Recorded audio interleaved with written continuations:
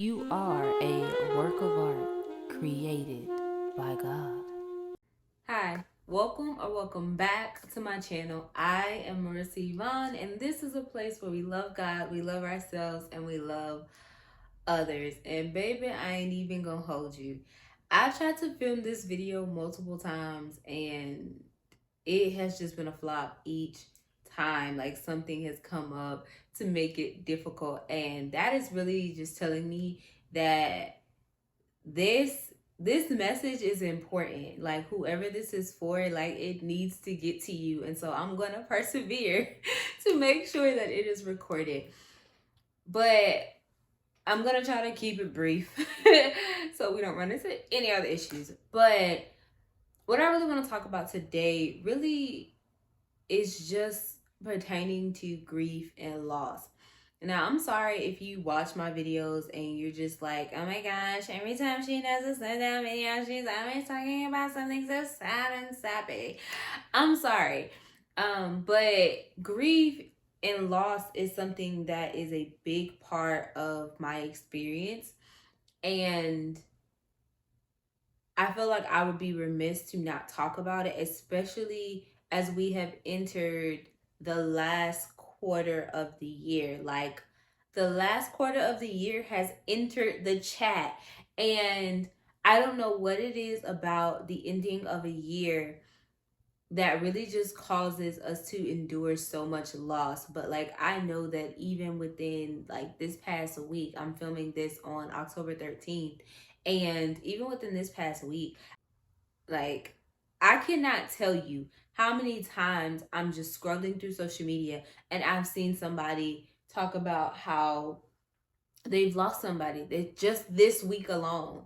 And you have people losing multiple members of their families within weeks of each other, days and weeks of each other. And so we are enduring loss. And I don't know what it is about the end of the year, but it becomes so prevalent. And we experience loss at such a large magnitude towards the end of the year. And so I really just want to touch on that, because whether you are experiencing grief as it pertains to there being a death of a loved one, or you having to grieve any other things, like maybe it's finances, loss of money, maybe it's a job opportunity, maybe it's other types of relationships that you're losing in life, right? So maybe a friendship just ended, or a romantic relationship just ended, or you had to sever ties with maybe a family member. Sometimes it's the loss of something materialistic, right? So it could be a house, it can be a car. Sometimes it's just the idea of a timeline. Like I know that that's something I have to grieve constantly. The idea of a timeline. I expected things to look a certain way by a certain time, and they don't look that way, right? Especially going into the holidays, because I feel that anything that we lose, something about the holidays as well, just like increases the magnitude of it all, right? Sometimes for some people it's the idea of like, oh well, you're not married and you don't have kids by this time, and so what are you doing? You're surrounded by your family by the holidays, and you're constantly being asked like, when you gonna get married, when you gonna have kids, when you dating, you in a relationship, what's going on, what's taking so long?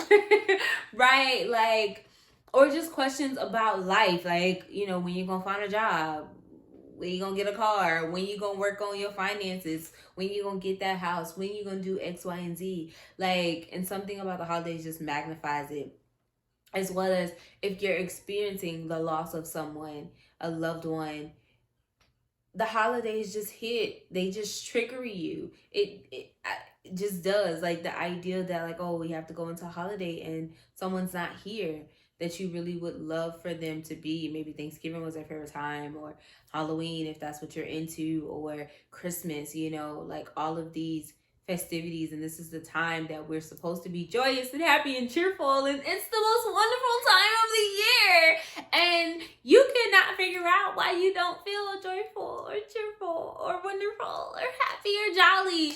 And oftentimes during this time, it's tied to grief and loss. And for some people, it's tied to seasonal depression, but even still, I feel like that is tied to loss because the seasons get cold and chilly, and so you're losing the warmth of the spring and the summer that you really love. And so I feel that it all comes back to loss, right? That we're losing something. And when it comes to really navigating grief, I believe that it's necessary to sit in how you're feeling, to be able to identify that this is how you're feeling, this is what's going on, and getting to the root of the issue. And when we're talking about feelings and emotions, I believe that we have to be honest with what it is that we're actually feeling. Now, I know for me, I'm guilty of presenting a certain level of feeling and emotion, right? So, what I mean when I say that is I come off as angry because I may snap, I may be short, I may pop off, I may shut down. And so it presents as, oh, Marissa's angry, where in actuality, I've had to do the work to be able to identify it's not so much that I'm angry in a given moment as much as it may be I'm hurt, I'm sad, I'm disappointed, I feel abandoned, I feel betrayed, I feel misunderstood. That will be more of what you're actually feeling. And so being able to identify where you are, sitting in the vulnerability and the transparency that comes along with really processing your emotions and understanding that it's necessary. I cannot stress enough that you need a neutral third party, and oftentimes that is a therapist. Like I am an advocate for therapy, and I believe that you need a neutral third party, especially because yes, your friends, your loved ones, family, they're beautiful. Like I ain't got nothing against Tyrone and Keisha. However, I believe that you need a neutral third party because what often happens is your family, your friends are going through the loss with you, especially if we're talking about the area of death. Like they're going through it with you. They're more than likely also experiencing this loss, right, in their own way. And so having a neutral third party to be able to bring in a different perspective and a different outlook on the entire situation, I believe is extremely crucial. Someone that is on the outside, able to look in, able to correct you, able to provide you with a different perspective. I believe that that's necessary. And I'm an advocate personally that as a believer, that it is important for my therapist to have the same belief system as I do. So my therapist is a believer. And so when we talk, she will be like, where's that in the Bible? What does God have to say about what you're thinking, what you're feeling, where you are in life? Spend time with him. What has that relationship been looking like? Like she gonna check me.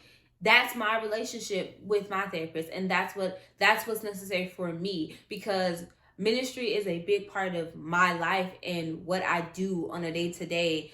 And ministry honestly can be all consuming, and so I need someone that understands that, because there are some times you will run into people that will be like, well, that's it, church is the problem, and try to pull you away from the church and pull you away from God, and that may not be what you need.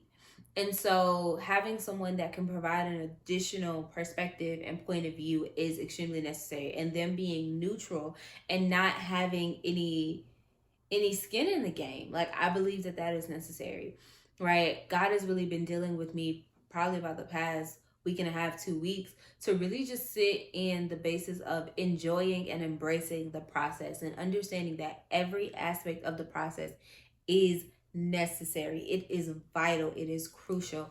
And that the best way I can explain it is a recipe, right? I'm a foodie, so I love to eat. So I'm going to bring it back to what makes sense for me, right? And we don't want to eat no nasty food, okay? We're not here for it. And so for me, it's necessary when it comes to a recipe to not miss any steps, right? The idea that if you don't put enough of this or you put too much of this, that it can throw the whole meal off, right? It can throw the whole dish off, right? It will change the consistency, it can change the flavor palette, it can change the textures. It it could make something not rise, right? If you don't activate the yeast in your bread, that your bread will not rise, your dough will not rise. Those steps of allowing the dough to rest is necessary, right? The steps of resting a steak after you've cooked it to give it time to kind of just sit is necessary. Like all of those steps are crucial and necessary and vital components to get to the desired and expected end, right?